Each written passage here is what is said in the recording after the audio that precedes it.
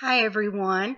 Most often, the question that I get asked as an author is, what is the story behind the story? In other words, what is your motivation or your inspiration for writing the story? For Crossroads, it all started with a movie, actually, this time. The movie was God's Not Dead, and the storyline reminded me that we all know someone who's defected from the faith. Maybe it's a friend, a coworker, or even a family member. Now, people leave the faith for various reasons. Sometimes it's the lure of what the world offers, like in the story of the prodigal son. Sometimes it's life's difficulties that make people question whether God even exists or whether he cares about them individually.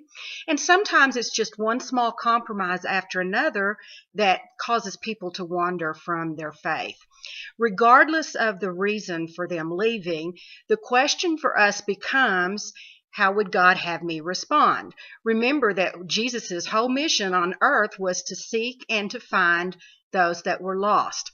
Now, a lot of times these people have really tough questions, and because of that, we need to be prepared to answer. In 1 Peter 3:15, God tells us to be prepared to give a defense for the hope that's within us, and that hope simply is the gospel message. And often people don't want to hear our reasons for faith in Jesus Christ, and that makes the situation even more difficult.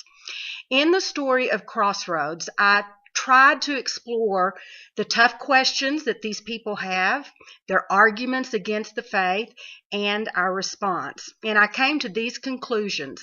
First of all, it all comes down to faith, and that's not something we can force on anyone. Secondly, we have to keep the doors of communication open, even if these people never come around. And the most important thing that we can do for them is love them unconditionally, pray for them persistently, and never give up on doing all we can to lead them back to God.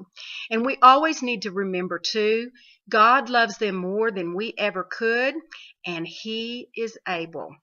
So that's the story behind the story of Crossroads.